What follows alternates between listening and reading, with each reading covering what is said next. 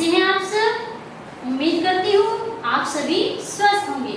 बच्चों, आज की कक्षा में आपका स्वागत है। मैं आपकी हिंदी की अध्यापिका सुषमा यादव। बच्चों, आज हम पढ़ेंगे समश्रुति भिन्नार्थक शब्द। तो बच्चों, कुछ शब्द ऐसे होते हैं जो सुनने में और पढ़ने में एक जैसे लगते हैं, लेकिन उनकी वर्तनी अर्थात लिखने में अंतर होने के कारण उनका अर्थ अलग हो जाता है।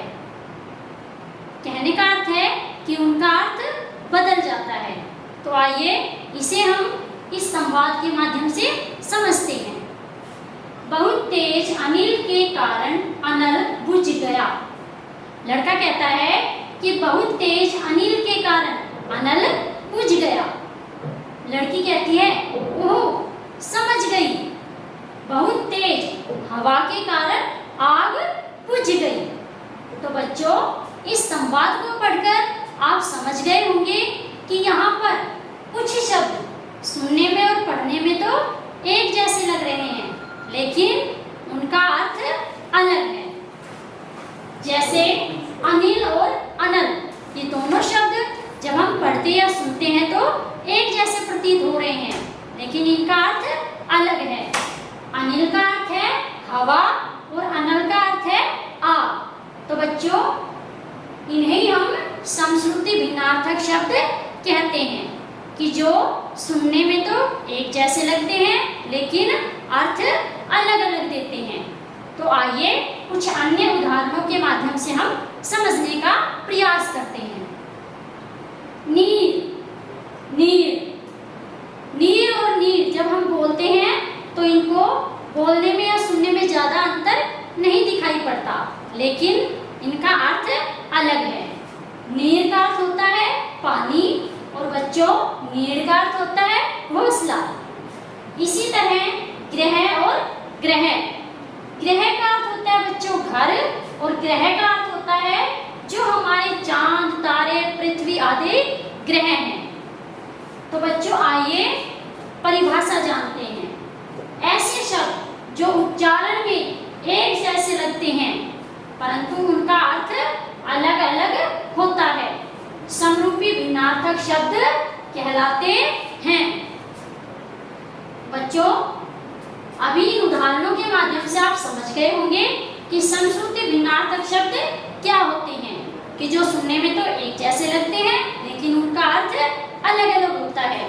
तो आइए कुछ अन्य उदाहरण हम पढ़ते हैं। समान, बच्चों, समान का अर्थ होता है बराबर और सामान का अर्थ होता है वस्तुएं। दिन, दिन का अर्थ होता है दिवस और दीन, दीन का अर्थ होता है गरीब। नारी, नारी का अर्थ होता है औरत और नाड़ी, नाड़ी का अर्थ होता है नस। दिया, दिया होता है दीपक और दिया होता है देना, जब हम किसी को कोई वस्तु देते हैं। पानी, पानी का अर्थ होता है जल और पानी, पानी का अर्थ होता है हाथ। तो बच्चों, ये कुछ उदाहरण थे समश्रुति भिन्नार्थक शब्द के। उम्मीद करती हूँ आपको समश्रुति भिन्नार्थक शब्द समझ आ गए होंगे। बच्चों, आप आपकी पाठ्य पुस्तक में दिए गए समश्रुति भिन्नार्थक शब्दों का उच्चारण करेंगे और उन्हें अर्थ सहित याद करेंगे। बच्चों, आइए अब हम पढ़ेंगे अनेक शब्दों के लिए एक शब्द। बच्चों, चिकित्सा करने वाले को क्या कहते हैं? चिकित्सक। और गांव में रहने वाले को क्या कहते हैं? ग्रामीण। तो बच्चों, इसे हम किस तरह समझते हैं, एक उदाहरण के द्वारा। मान लीजिए मैंने कहा राम गांव में रहता है और कृषि करता है। अब मैं इसके स्थान पर वाक्य को छोटा करके और एक ही शब्द का प्रयोग करके बोलती हूँ कि राम ग्रामीण है और कृषि करता है। तो बच्चों, आपने सुना कि मैंने गांव में रहने वाले उसकी जगह एक ही शब्द का प्रयोग किया ग्रामीण। तो इससे हमारा वाक्य भी स्पष्ट हो रहा है और प्रभावशाली हो गया। तो बच्चों, भाषा को प्रभावशाली बनाने के लिए हम अनेक शब्दों के स्थान पर एक शब्द का प्रयोग करते हैं।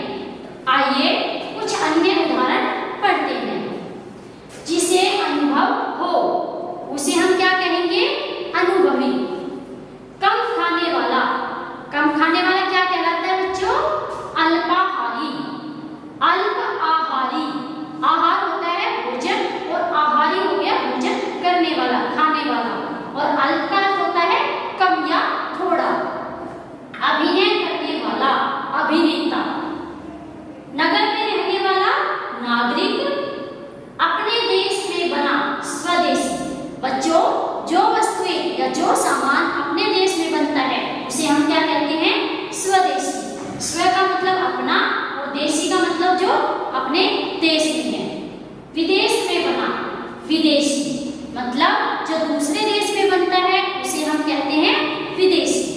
तो बच्चों, आज हमने जाना अनेक शब्दों के लिए एक शब्द और समश्रुति भिन्नार्थक शब्दों के बारे में। बच्चों, आपकी पाठ्य पुस्तक में दिए गए अनेक शब्दों के लिए एक शब्द और समश्रुति भिन्नार्थक शब्द आप उच्चारण सहित उन्हें याद करेंगे। उम्मीद करती हूँ आपको यह पाठ अच्छे से समझ आ गया होगा। तो बच्चों, इससे संबंधित कार्यपत्रिका आपको जल्द ही मिल जाएगी। अगली वीडियो में अगले पाठ